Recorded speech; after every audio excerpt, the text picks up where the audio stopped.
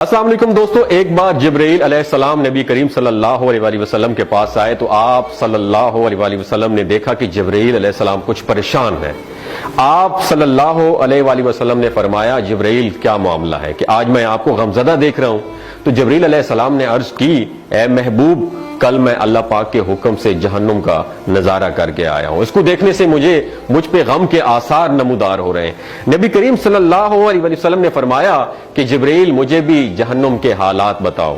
جبرائیل نے عرض کی جہنم کے کل 7 درجے ہیں اور ان میں سے جو سب سے نیچے والا درجہ ہے اللہ ان میں منافقوں کو رکھے گا، اس سے اوپر والے 6 درجے میں اللہ تعالیٰ مشرک لوگوں کو ڈالیں گے، اس سے اوپر 5ویں درجے میں اللہ سورج اور چاند کی پرستش کرنے والوں کو، عبادت کرنے والوں کو ڈالیں گے، 4تھے درجے میں اللہ پاک آتش پرست لوگوں کو ڈالیں گے، اور 3رے درجے میں اللہ پاک یہود کو ڈالیں گے، 2 درجے میں اللہ تعالیٰ عیسائیوں کو ڈالیں گے۔ یہ کہہ کر جبرائیل علیہ السلام خاموش ہو گئے تو نبی کریم صلی اللہ علیہ وسلم نے پوچھا جبرائیل آپ خاموش کیوں ہو گئے؟ مجھے بتاؤ کہ پہلے درجے میں کون ہوگا؟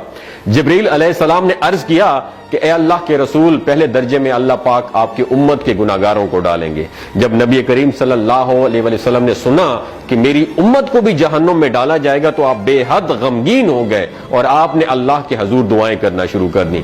3 دن ایسے گزرے کہ اللہ کے محبوب مسجد میں نماز پڑھنے کے لیے تشریف لاتے، نماز پڑھ کر حجرے میں تشریف لے جاتے اور دروازہ بند کر کے اللہ کے حضور رو رو کر دعائیں فرماتے۔ صحابہ حیران تھے کہ نبی کریم صلی اللہ علیہ وآلہ وسلم پر یہ کیفیت کیسے طاری ہوئی ہے، مسجد سے حجرے جاتے ہیں، گھر بھی تشریف لے کر نہیں جا رہے۔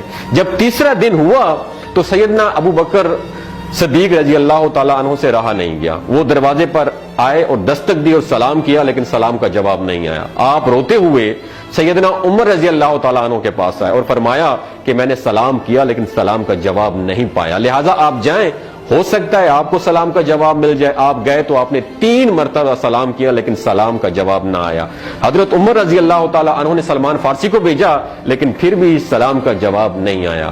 حضرت سلمان فارسی نے واقعے کا تذکرہ حضرت علی رضی اللہ تعالیٰ عنہ سے فرمایا۔ انہوں نے سوچا کہ جب اتنے عظیم شخصیت کو سلام کا جواب نہیں ملا تو مجھے بھی خود نہیں جانا چاہیے، بلکہ مجھے ان کی نور نظر بیٹی حضرت فاطمہ رضی اللہ تعالیٰ عنہا انہیں اندر بھیجنا چاہیے۔ لہٰذا آپ نے حضرت فاطمہ رضی اللہ تعالیٰ عنہا کو سب احوال بتا دیا۔ آپ حجرے کے دروازے پر آئیں، ابا جان السلام علیکم۔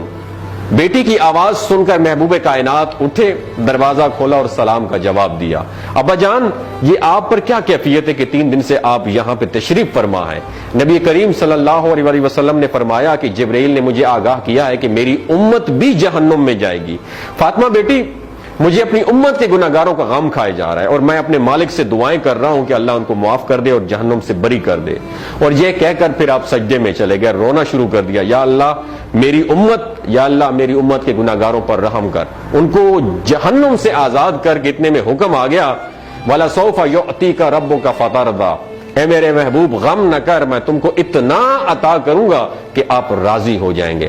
آپ خوشی سے کھل اٹھے اور فرمایا کہ لوگوں، اللہ نے مجھ سے وعدہ کر لیا ہے کہ روز قیامت مجھے میری امت کے معاملے میں خوب راضی کرے گا، اور میں اس وقت تک راضی نہیں ہوں گا جب تک میرا آخری امتی بھی جنت میں نہ چلا جائے۔ بولتے ہوئے آنکھوں سے آنسو آنا شروع ہو جاتے ہیں بندے کے، جب بندہ سوچتا ہے کہ ہمارا نبی صلی اللہ علیہ وسلم اتنا شفیق اور غم محسوس کرنے والا ہے اور بدلے میں ہم نے ان کو کیا دیا۔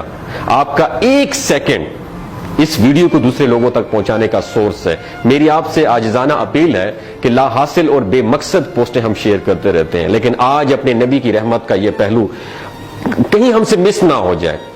ایک شیئر کر کے اپنا حصہ ضرور ڈالیے گا، کیا پتا کون گناہگار پڑھ کر راہ راست پہ آ جائے اور دوسروں کو تھوڑی سی ہدایت مل جائے۔ کہنے کا مقصد یہ ہے کہ ایک نبی ہمارے لیے اتنا غم خوار ہے اور ہم یہاں بیٹھ کے اس کی امت کے اوپر اتنے مظالم ڈھائے جا رہے ہیں، ہمارے فلسطینی بھائیوں پہ اتنا ظلم کیا جا رہا ہے، لیکن ہم ٹس سے مس نہیں ہو جا رہے۔ آج ہمارے پاس اگر تلواریں ہوتی تو ہم تو بالکل سوچنا ہی ختم کر دیتے، لیکن آج ہمارے پاس میزائل ہیں، آج ہمارے پاس ایٹم بم ہے، لیکن پھر بھی ہم بے حس بنے ہوئے ہیں۔